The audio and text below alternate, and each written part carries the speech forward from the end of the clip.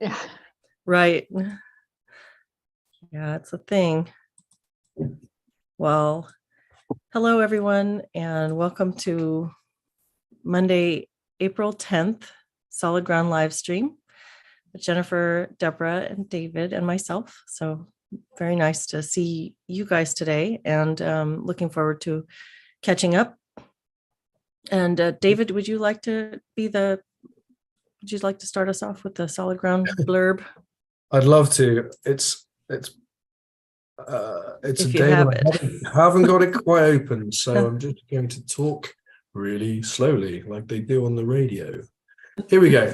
Solid Ground blurb. So Solid Ground is a peer support community for anyone concerned about the imposition of critical social justice, CSJ, aka woke, and/or COVID mandates in their workplace, university, children's school, or community.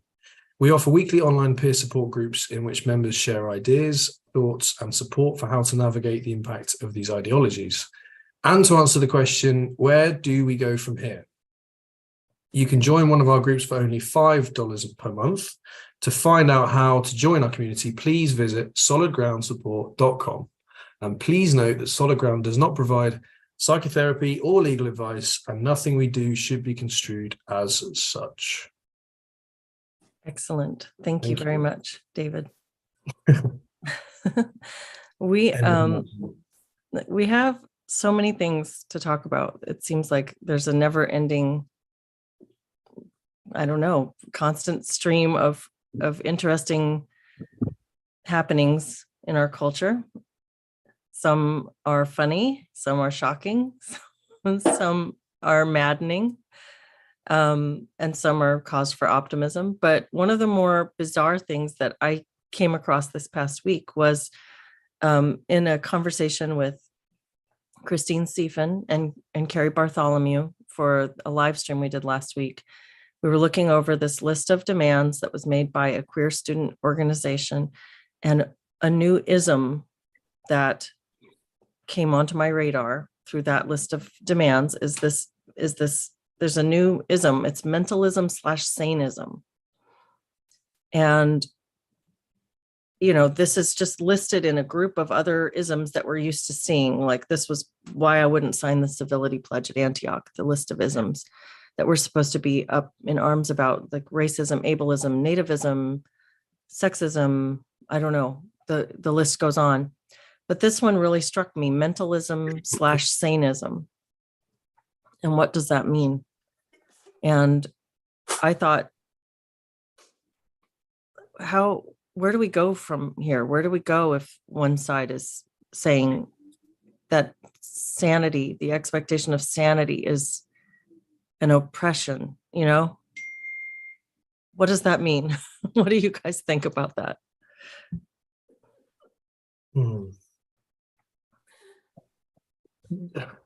Can we define mentalism as well? Because mentalism in the psychology world is it's a way of mentalizing someone else, is almost having a bit of a theory of mind and understanding someone else. But I'm sure that's not what we're referring to here. Is that right?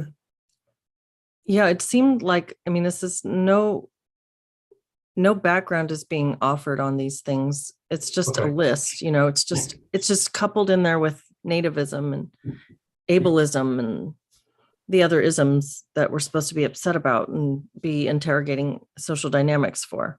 And so mentalism, I don't know what that means. It seems like expecting people to think. Oh, I see. Go on, Deborah. Oh, no, or maybe, sorry. Well, I was thinking it might be just even having mental health categories. Like, I don't know, like if you have, that person has a condition, but they didn't say mental health. So I don't know. Okay. Maybe being oppressed by being judged for mental health conditions. Is that what you mean? Yeah, maybe. That makes sense. Mm-hmm. I thought you were going to go down the route of saying, or one of you maybe was going to say something about how thinking cognitively, mentally, is a Western, some sort of trope like that, rather than, I don't know, a more subjective sense. But actually, I think the mentalism thing probably sounds more akin to what they would do, because that's about normalization, the normal curve, and then everything apart from that, which I guess is where all of these yeah, all of these words are derived from a sense in which there's a normative distribution of attributes, and we can put oppression along the same curve as well. What do you think, Jennifer? What is mentalism? I was wondering if it meant having normal cognitive abilities. Yeah, that sounds like that. I mean, that's, if you think about ableism being expecting people to be able-bodied and setting up a world that's unfair for people who aren't, then mentalism might be that exact thing. Right. I just, what do you think, I'm no, gonna go say, ahead. where do you think this might come up? Let's imagine the instructors come into the organization that requires telling off, and the instructor says, a good example of where sanism comes up in this workplace would be any ideas?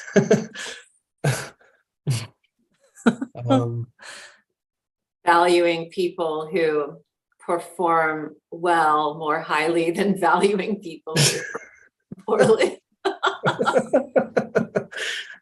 I mean, it seems to give an out for outbursts. This is kind of happening in the criminal justice system to some extent too, in terms of like, well, there are people, say, in the city, and they might be mentally ill, and we don't want to imprison them or something. You know, that's like oppressive. We shouldn't expect them to behave normally or something like that. And then therefore we can't take care of public safety because we can't oppress these people or something like that. I don't know if that fits or not. But. That's kind of the first image that I had when I read this, was this idea of sanism. And I thought about what is that? Demanding sanity. So the opposite is insanity. And my first thought is, where do we see that most, I guess, blatantly would be, that's that, and that's the picture that came to my mind, walking around in Seattle and watching people just yelling, just standing on the street yelling or throwing things or being really alarming, clearing the sidewalk because they're lunging at people, you know. And this is something you see downtown, and I guess a lot of big cities. I definitely have seen plenty of that in Seattle. And, you know, to expect otherwise, is that an oppression now of those people? And we should allow everybody to act like that all over the place? And I don't know, is that am I taking that to an extreme, or is that what's meant by that, do you think? Well, there are arguments, I think it might be happening more in San Francisco. I mean, you do see arguments of it, maybe more, well, it's compassionate to let these people, say, do open air drug use, even if they have mental health things. That's better than incarcerating them, for example, or forcing them into treatment against their will or something like that. So, although I don't know if that's showing that we're favoring, I guess it does show we're favoring sanity. I mean, I don't know. I keep wanting to laugh because it's just. Yeah. I just kind of think like we have if we think of like medium of a culture dish, I don't mean literally culture. We have we have a medium that we put the cells in, and that's the cell culture. And then we think of the culture that we are all in. There's the human culture. Like that is the thing that does change over time and shapes its understanding of what normal is. So there is all of this loop, positive feedback, negative feedback loop that's happening that shapes culture as it goes. Culture isn't defined by people who go into organizations and tell people how to live. Culture is shaped by all of the feedback loops that are going on there. So if that's then defines what normal is, then normal will change anyway. So I don't know, it's just this feels very stuck in your head about it, kind of saying, oh, there's one prescribed understanding of normal. It's like, well, no, but that changes as well. That understanding of normal changes as society moves on, technology moves on, and all those things. So yeah. Yeah, and that's kind of the foundation of queer theory, isn't it? To say that there's nothing normal, to tear down normal, the concept of norms. And I mean, I guess I'm not super well versed on that. I don't know if one of you can speak to that better. I think this might relate. I'm also, if I wanted to, I don't want to steel man entire, would be maybe charitable. I suppose they might argue that there's some power people who are determining what is sane, like they're deciding, and then they're like, maybe they aren't really, or you know what I mean? And then they get to declare this is what's normal and this isn't what's normal. And maybe they don't even really know. So I could see them potentially doing, I could see them also potentially doing, you know, sometimes maybe say schizophrenic people, maybe they have access to another world of information that we don't get because we're such in the scientific paradigm and we can only think a certain way. So we shouldn't be favoring our knowledge over something they're getting from other realms or something. That might be another. That's where James Lindsay would come in and talk about standpoint epistemology, isn't it? Right. And then the idea that like people with different oppression variables will see the world in different ways and therefore need to be held up because they're the only people that can see the true nature of the oppressive society we live in. We can't see it as people further up the pyramid of oppression because we haven't got that ability we haven't got that lens. It's almost as if we don't see those things. That sounds like the argument. I was just thinking as well, like I heard Gabor Mate talking at some point about how the world we live in is traumatizing everyone and we're all insane. We're all the expectation to have an expectation of creating sane people in an insane world is silly anyway, he says, because we're creating trauma in people anyways. But I remember thinking, even when he said that, thinking, well, what if we're all traumatized then? Like that sounds chaotic to me. It's just chaos that way. Yeah. I don't really like the idea of abolishing standards and of saying that some things are preferable to others. And, you know, while occasionally I've met people with very severe mental illness that seem to have a great deal of creativity, I've certainly met more people who are not mentally ill, who are highly creative. And I think it's kind of romanticizing romanticizing schizophrenia, which is a really debilitating disease of the brain. And I worked for years with people with schizophrenia and other really severe chronic mental illnesses. And there's really nothing romantic about it. It's usually completely devastating to that person and to their health. They typically die 25 years earlier, even when you control for things like if they're a smoker or not. So I do think some things are preferable over others. I think health overall, physical health, is preferable over ill health.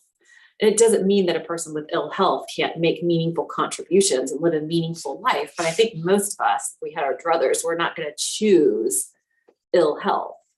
And I don't see why we should make any bones about that.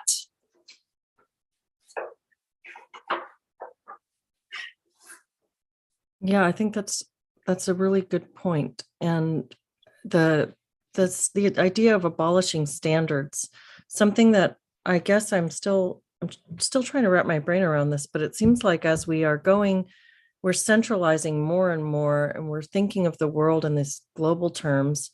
We're trying to, and I don't mean necessarily we, it just feels like that's the public discourse, trying to broaden things out and generalize as much as possible so as to be as broad strokes and inclusive to all as possible. And if you get, what is the end point of that? If we get things to where every single person is included in every single statement, do we have anything meaningful left at all? Do we have any meaningful descriptions or understandings or standards, as you say? It's, if you're trying to encompass every single potential possibility in every statement that you make, you've watered down your speech and your expectations to the point where there's nothing of substance really left. What on earth do you talk about? Yeah, what on earth where is the quality interactions anymore that actually help? Because when we've got to a point now where it's not about people putting their point of view out there so that people can go, oh, I didn't know that, but you're telling me something new about yourself. It's withholding all of that and saying we shouldn't talk about it, we shouldn't risk offending people, so therefore there's no quality interactions. It's all preordained or pre-understood. Everything's pre-understood. It's like, ooh, that's not a society anyone wants to live in, right? Yeah, absolutely. Go ahead, Deborah. It comes back to that, whether Jordan Peterson, whoever, like having some, whether it's hierarchy of values or I'm listening to John Vervaeke a lot. He's a cognitive scientist and he's looking at the meaning crisis. And he's even saying with attention, we need to have some hierarchy of what we're even paying attention to, even just your mind, like moment to moment. You don't take in every single thing in one moment. It's like I look down, at my desk and there's paper and I'm not aware of what's happening in China right now, right? Or I choose to zoom out. And so I think trying to make it as though we can include everything and pay attention to everything, it's like we don't actually even like operate that way, just brain wise, much less, how can we, make decisions, have meaning or anything like that. So I wish I could say more. I need to understand him better to say more about it. But I think there's something about, again, everything's everything. Nothing's anything. Thinking about the brain as well, Deborah, I still don't really know too much about how this works, but there's this kind of like way in which we project a kind of vision of ourselves in the future, so that we have an understanding of how close we as a human being are orientating ourselves to this like idea about what we want in the future. So there's an idea that somehow I think the prefrontal cortex does that, and it's like if you can't, what you pay attention to is all in alignment to some idea about what it is you want to expect and what you're expecting to happen. So that's how you become like attuned to your pattern recognition in your own brain. So it's like, hierarchies are built into your brain. Otherwise, you wouldn't get out of bed in the morning, because getting out of bed in the morning would be as worthwhile as not getting out of bed in the morning. So you just sit there and, devolve into some sludge. Yeah, that's devolving into sludge. I like that statement. I guess it's good we have impulses like hunger or something like a drive reduction. All you'd be left with is drive reduction theory. Yeah, that's interesting. I kind of, one of the things I thought when I read this phrase mentalism/sanism is, okay, that if that's where we're going with this, if that's where this whole movement, this intersectionality and oppression movement is going, doesn't that sort of prove that there's no more discussion really to be had with the proponents of this? If you can't, if they, like you said a little while ago, Deborah, about rationalism is already, not okay. That's already white supremacy or whatever. So now sanity is also not okay. It seems like the argument that trying to parse this is almost over. It's just time for the adults to start having a discussion about how to move forward. How do we overcome this and not engage with it? Not that we're I don't know how many people are engaging with it or what everybody else's perspective is on this, but I feel like there's that. It's not, and I'm not saying don't have compassionate discourse with people who seem like there's a potential for openings. And I still do see that there are a lot of reasons why this kind of thinking is seductive to people in different circumstances and why people would fall into it. And I don't condemn people for falling into it at all. But at the point where even the expectation of basic sanity is being removed, is there a dialogue? I feel like, and I hear that there's a very much an anti-medical model sentiment in the psychology world, which is about kind of how discriminatory and oppressive diagnostic categories can be. And it's like, fine, I get that it totally can be. But this is what, I don't know if you said tail eating itself earlier, Leslie, but this is how this is now becoming the same thing. It's exactly the same thing. You're now putting categories on people and you're saying, this is the way you should behave. And one of the premises of CBT, or one of the kind of strong parts of CBT that has a lot of evidence bases, that exposure therapy and exposing yourself to the world and exposing yourself to difficulties and getting over threats and quieting down your threat detector, because your threat detector goes, actually, maybe I was overthinking that, and maybe it's not as bad as I think it is, and actually I can overcome this stuff. That's such a fundamental part of CBT and psychotherapy in general, that I think we could start saying to people, how useful is this to people? How useful will this be? How useful will it be to sort of put cotton wool around people in this way?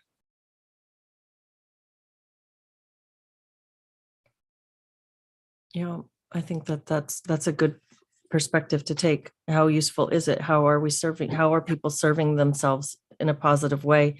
And how, one of the most shocking things about this statement is not that somebody could make it, because people can make all kinds of silly statements. There's all kinds of silly things people believe, but it's that this list of isms was being put out by an educationally affiliated group, being provided to students in schools through the Gay Straight Alliance, which is a school sponsored program, so your education systems at work right now teaching people the isms, again, including now Sanism. I find Resilience building. Sorry, Deborah. No, I find it strange too, because there's the other side of it where, and you may have all discussed this before, where on the other hand, there are people choosing to want mental health diagnoses as identities, like Twitter bios, right? And someone wants to have bipolar, wants to have whatever their thing is, right? Like, and they're kind of like, yes, I'm this and I'm proud, or whatever, right? And so there's this, either one end is like, we don't even want to have any of these categories, even making those distinctions is somehow oppressive. And then we have this other end of people actually vaunting or getting some self-sense out of proclaiming it. I mean, that's so many of the things that happen in this sort of space are oppositional to each other. Like, they don't make sense. Yeah. I think the discussion around medicalization of mental health is one that I find very interesting. And it was one of the things that disturbs me about our current, about the mental health field as it is going currently. I feel like when I was in graduate school learning about diagnosis, I felt like, one of the things we were told, for instance, we throughout my entire graduate program, we were paired up with other students over and over in order to do mock sessions or get some practice on different skills or different assessments or whatever it might have been. And we always had to go through this full case conceptualization process with the other student. Well, I guess not always, but to the extent that it was relevant for the particular exercise. And frequently a diagnosis was required. We were told, there is a diagnosis, find it. If you can't find it, ask your professor, because we'll find it for you. And that every single person has diagnostic mental health potential categories that can be applied to them. And what you hope you're dealing with, if you're talking about a cohort of graduate applied psychology students, is a fairly high functioning portion of the population, you would hope, right? You hope that these are not people who are just like, pre-selected because they're going to be rife with lots of mental health diagnoses to harvest. But you're saying even within this group of people, you're going to find every single person has, some mental health issues that we can diagnose. And I feel like that's a problem. That's at that point, what meaning does that have, really? I mean, we're dissecting people and categorizing obsessively. You have this, you have that. Every diagnosis could merit a corresponding treatment protocol, which could include medications, et cetera, et cetera. So I feel like there's a hyper medicalization of mental health going on. And I feel like a lot of the proponents of these isms are the same people who will be not protesting the diagnosis, but rather wanting to wear their diagnoses as a badge of honor. Like I think Deborah was just saying, was it you that was just saying that, Deborah, talking about how people are, putting those out there and all the contradiction there. So there's this, I have bipolar, or I have BPD, or have whatever it is. Don't expect different. Don't oppress me by expecting me not to carry those diagnoses around. And I guess that's a bigger topic, but that's kind of my read on how those things intersect. And also, don't expect me to behave normally, right? Mhm. It seems like it's potentially like an a call pass, or I don't know what, right? Get out of jail free for if I'm not showing up in some sort of way we might consider like adult or responsible or whatever. And I can have a lot of compassion, because there could be people that are struggling and it really is hard. And Mhm. but I think I feel like it's not really cynical, but it's something when people might just go, well, I'm not expected to be an adult or something because I have this thing. And again, I want to hold where there's some people that are just struggling so much to function, like you can't like expect a lot, but I feel like there's a gray area. Yeah, I think that's a really good point. And that when you think about like the over identification and pride in some of these diagnoses, I think about people with pervasive emotional dysregulation issues. You would say maybe there's different ways to look at that. You could say, gosh, that person really needs help learning some coping skills and needs to, there should be, as you said earlier, Jennifer, standards. We should have some standards and have some expectations for how people can handle conflict and comport themselves in society. But if they can say, don't oppress me with your expectations. I have borderline personality disorder, and I can't be expected to have, to demonstrate proper emotional, or whatever proper means, even emotional regulation. What is that? Where are we left then? If everybody can just pull out these diagnostic flags and accuse you of sanism, if you're asking them to behave in whatever expectations, categories, ways. That's a good point. I mean, but that also kind of really fits in with queer theory, because queer theory is all about breaking down boundaries. And so if you're setting certain expectations, like in the workplace, for example, okay, if you get frustrated, you can't have a tantrum, you can't scream and yell, you can't insult your colleagues, you can't curse them out, you can't throw things. If somebody's saying, well, you can't have those standards because you're imposing the standards of, sane people on everybody else, then they're essentially saying you can't have boundaries and you can't kind of set rules for engagement around how people could be in the workplace, or who you're willing to engage with and who you're not. And I assume there's all people we're not willing to engage with. If I saw somebody on the street behaving in a totally erratic way and I didn't know this person and I don't know what they're capable of, that's not okay. And I'm not going to engage with that person. And I think those are reasonable boundaries. And I think they're absolutely essential that we have these boundaries. And it's also, I mean, to me, if you have a disorder of some type, you should aspire not to reject yourself because of that, but you aspire towards being on a good path of recovery, and you aspire to overcome it and to live as well as you can with it, not to kind of succumb to the negative effects of it. Yeah, and demand societal accommodation. Right. Yeah. Right.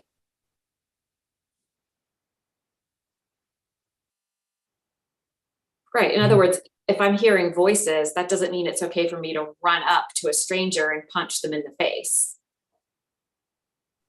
which incidentally does happen. You want people to, well, how do you cope when you hear voices? What do you do?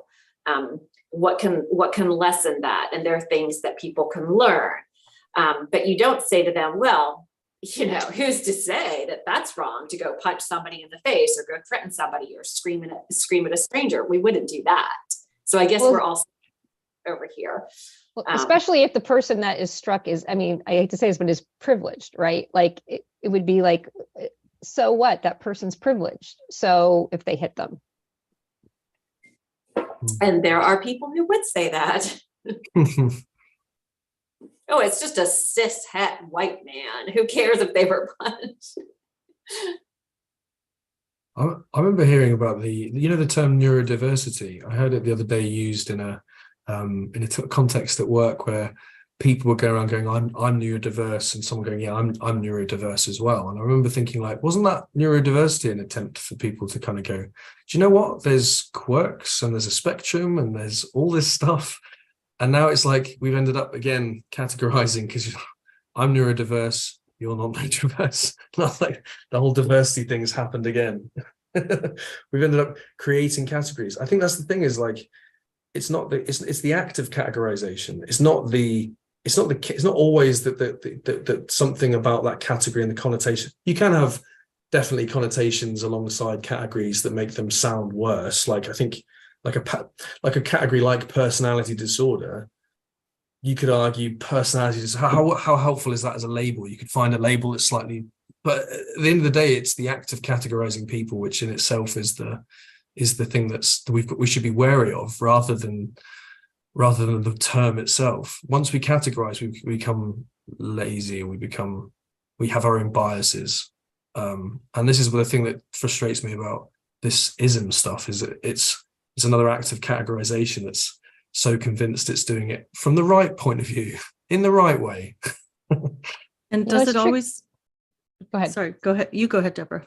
Oh no, I was just thinking it's tricky because I'm thinking about the place, like where would I want to make accommodations? Like, for example, say there was someone who they're neurodiverse, maybe they were autistic, and so maybe they don't have the social cues and those skills, but maybe like they love coding, they can write this software. And so I might know, say if they come and they're working in the office, like I might know, okay, maybe they're not gonna have outbursts, but I might know they might not be as smoothly, socially engaging as other people, but they might actually produce really good work. And I might just want to set let other people in the staff know, like, okay, just like I wouldn't want to say, oh, that person just can't even work at all or something because of this, or somebody may have severe ADHD or something, and yet they really can produce some genius work. And so like there's this place I noticed, it's just that some of these things just go too far, right? So where is it that we can go, no, we don't need you to be a cookie cutter, everything's perfect, whatever.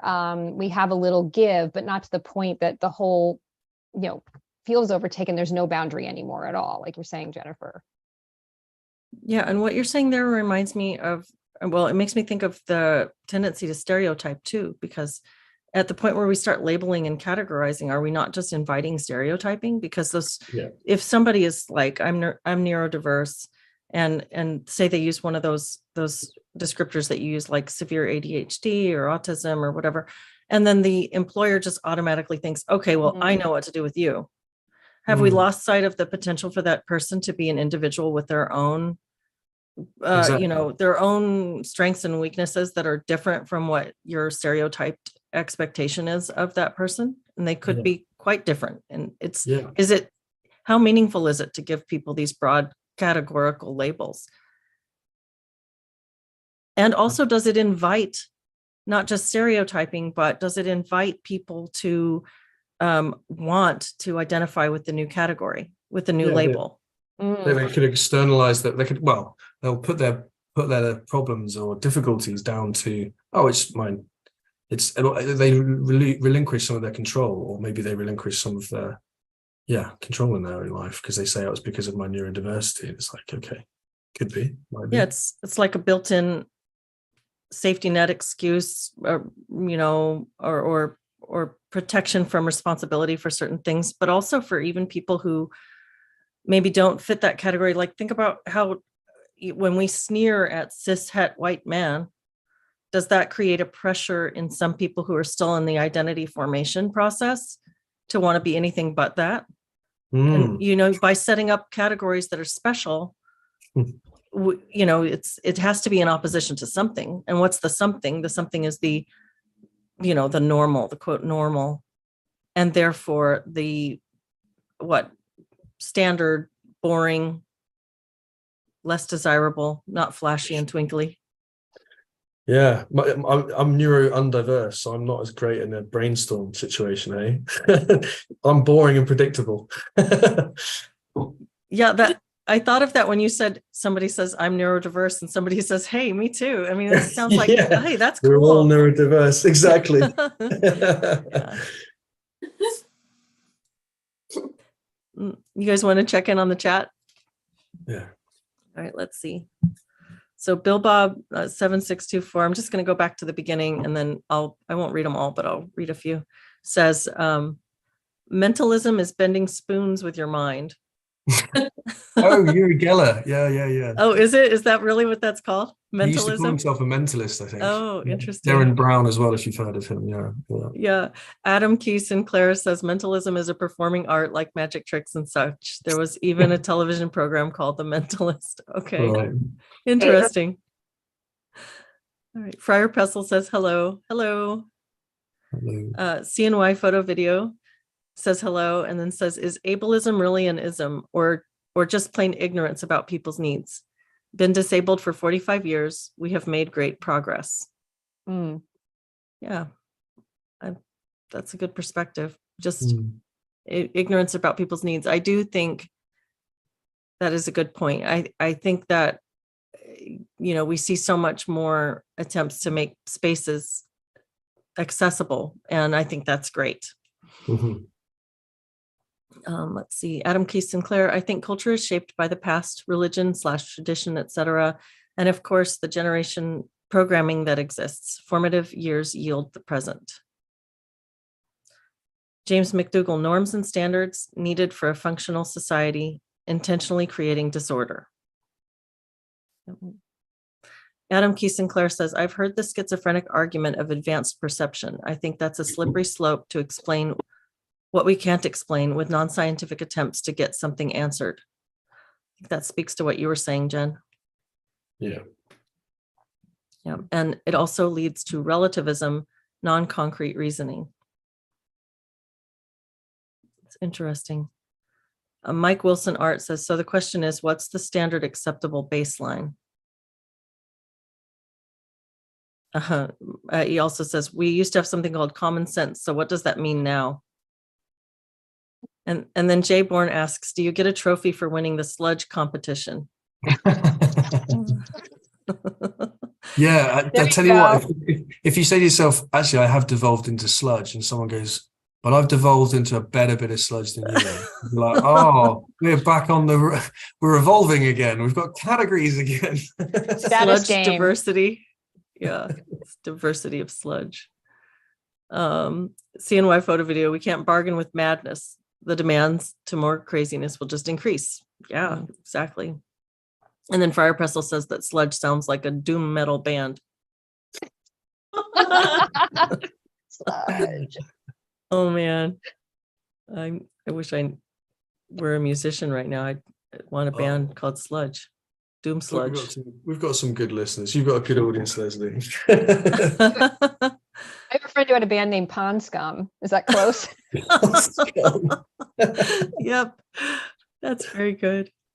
Yeah. Let's see. Opinions on why they are drugging these kids up. Trenton Paul. Drugging these kids up. I guess that's back to the discussion about medicalization of mental health, perhaps. I don't know. Do you guys have any specific thoughts on that? I think that, it's mental illnesses have become less stigmatized, which is a good thing. But the bad part of that is it's become so normal just to immediately put kids on medication. Yeah. And, I think a lot of it is really done in good faith. Like you see a patient who's suffering and you think, hey, this pill might be able to make you feel better. So let's try this. And there's times when, yes, that really is necessary. But I also think people are over-medicated before they've really worked on other things. And I definitely think ADHD is over-medicated with kids. And sometimes that's the pressure of the school to put people on medication so that they're not as disruptive in class. And again, there are times when, okay, that can be helpful, but I think there's, it's just so normal.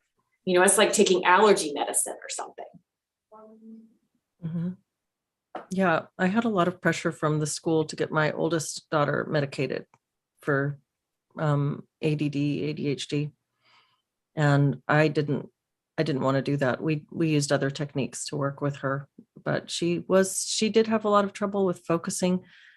And, just anecdotally, once we found out, we discovered that she actually had some dietary issues, and we addressed those. All of her issues resolved, and she was very sharp and very capable, and all the attention issues went away. And it was phenomenal to see that happen. It was addressed through avoiding certain things in her diet and doing some supplements. And I had been dealing with years of the school trying to get me to get her on medication and get an IEP for her. So that was just our experience. And so few doctors know anything about nutrition and how it impacts us. So that's really frustrating. You basically have to find some kind of specialist or do a lot of your own research. Yeah. And what you're saying about giving a medication easily because you see that it could actually be helpful. There's truth in that. It's quick and something that's controllable and can often make a positive change. But if you do that, you won't investigate further a lot of times and might not come to what's actually a more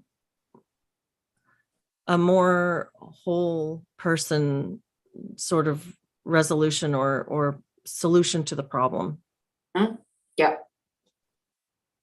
And that seems to be an issue across the board, right? I mean, we see it with either the medicalization of the kids around the trans issue or just anything, right? Like, I'm shocked when someone could have some issue, like my mom might have digestive, and no one says, what are you eating?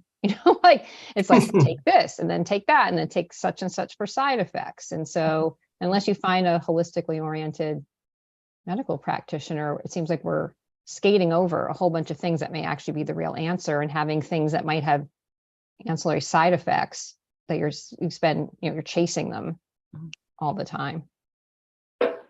Yeah, the trans issue is a really great example of that, like to an extreme. And, we always hear gender is a social construct. Well, I just think transgender is a medical construct, because what we're doing there is we're giving medical solutions to, internal issues, internal psychological issues, pain, emotional pain and stress. And here's the medical solution. And in this case, it's something quite extreme. So that's a big tangent.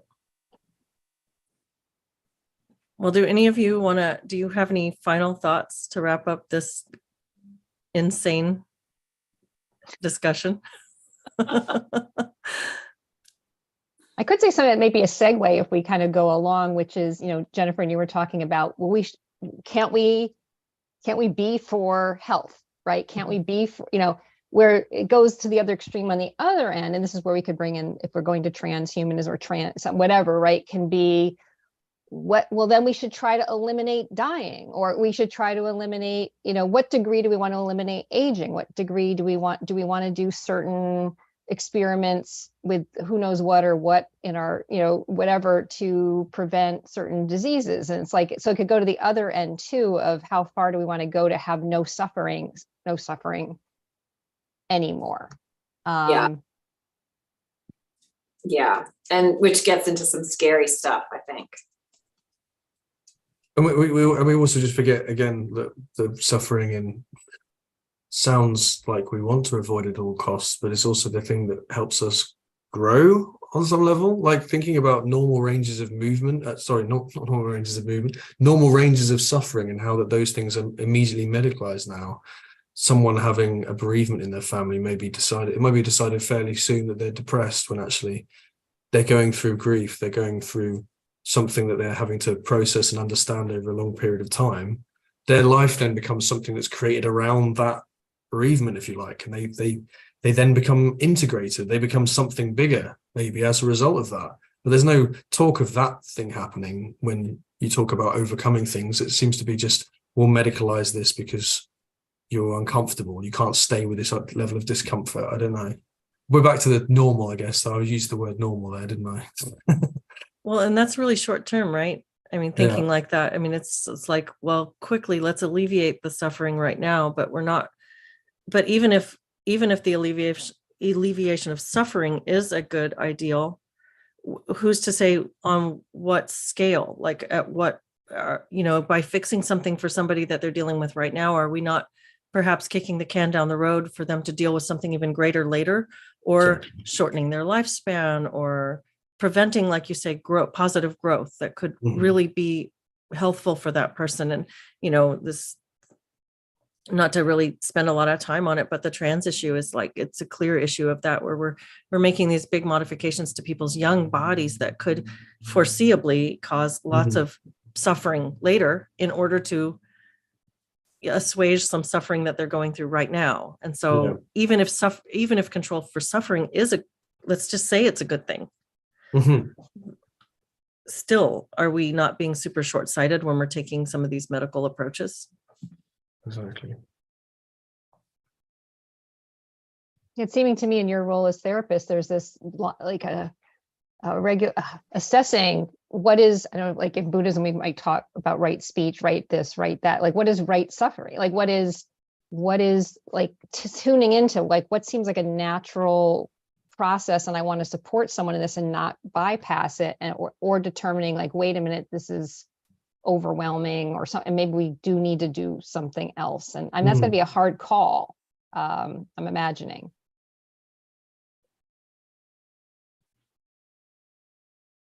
Yeah, because I don't think a life of no suffering is a reasonable or even desirable goal, because you do learn through suffering. A certain amount of suffering is just normal. It's part of the human experience, and a lot of teaching clients how to manage anxiety is teaching them how to tolerate anxiety, not to rush to escape anxiety. So there is that. It's kind of, I don't know. I guess there's contradictions in that. It's kind of like if you have a client who's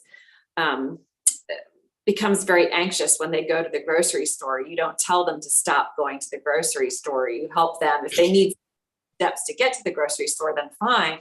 But we've figured out at least that avoiding something actually increases the anxiety. You build up more and more dread and anxiety about it. So facing it becomes the thing to do to deal with the anxiety. You face the anxiety, and then the anxiety lessens eventually.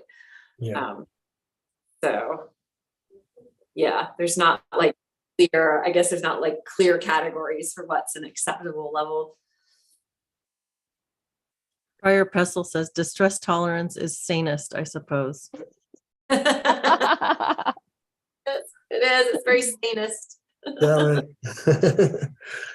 Yeah, I'm hearing about this, and I just got the CTA book, and I haven't read all of it yet. I'm really excited to read the whole thing. And one thing I'm very interested in is this whole concept of rejecting CBT that's happening right now.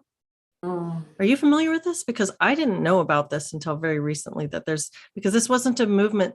I mean, I was in school as recently as last year. I haven't taken any classes since last year, since I, imploded my graduate program. But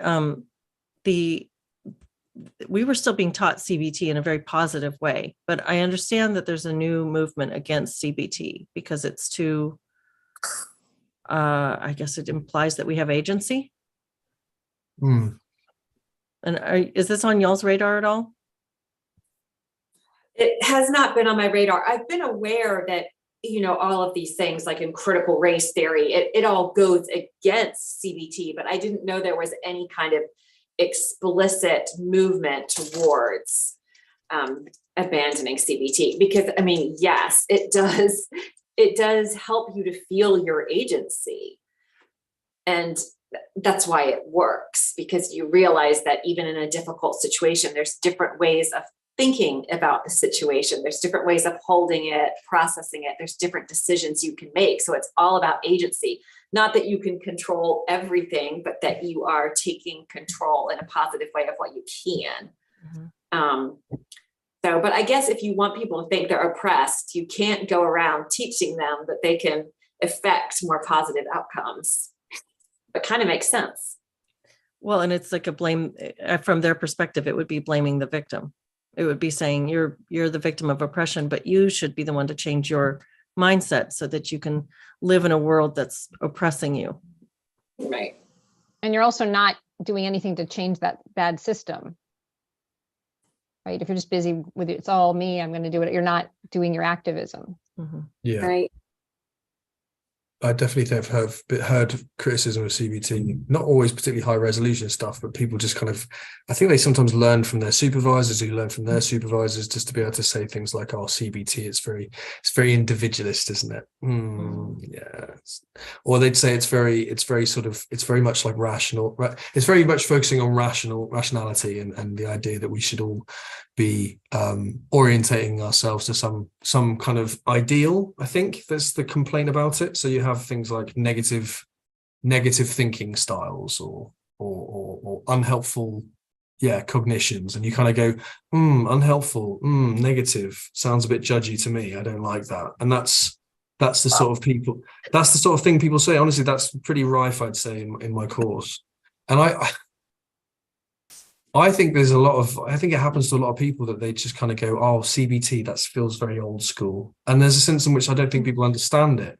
I even remember talking to some prospective trainees, if you like, people who were applying, and they were saying, oh, I don't want to apply there, it's quite CBT focused. And I was like, why don't you want to apply there? Because it's CBT focused. And I'm like, I don't want to be coming out a cold CBT bot who's just doing CBT to people. And I remember thinking, like, what are you talking about? There's so much more to be like learn about. We're at the students at the very start of our career in some way. Well, not completely, but like, got lots to learn in this sense in which there's a connotation that's being knocking around about CBT. And I wonder how deliberate that is. I wonder if it's a sort of zeitgeisty thing.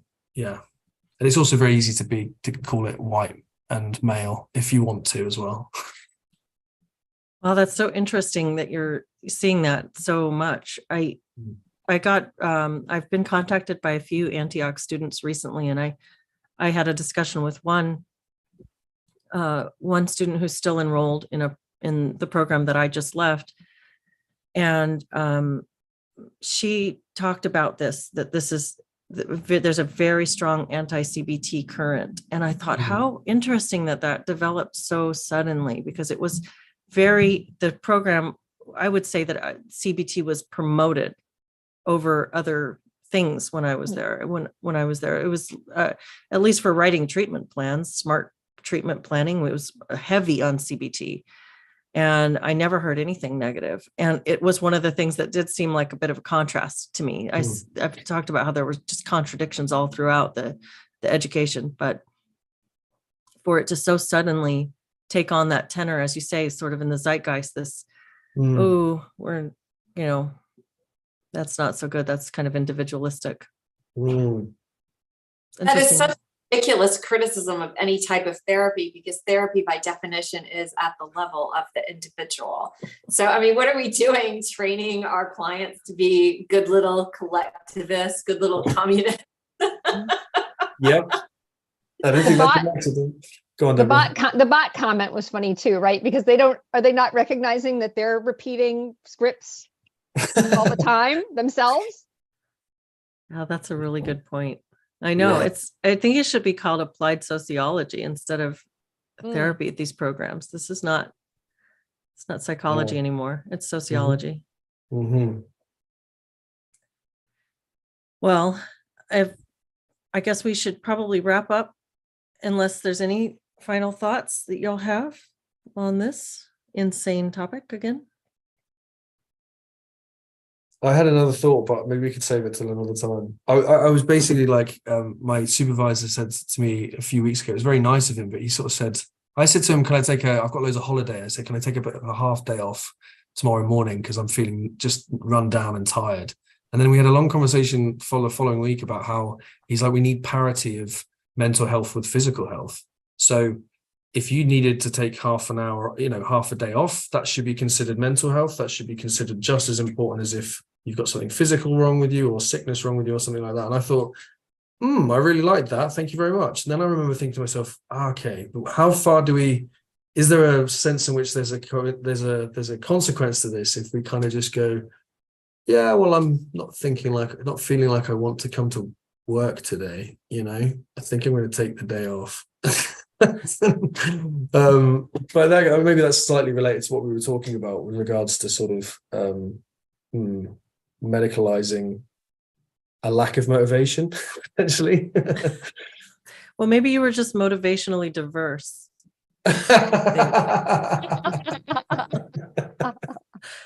Exactly. I think I have motivational diversity also. I look at motivation in a very different way to you guys. Okay. Let's go back to being a sludge bucket again. Well, thank you all for this great conversation and for being a little pocket of non-sludge in the world. A less sludgy pocket. That's kind of gross. Sorry. Well, thank you. And thank you for everybody who joined us in the chat. We'll see you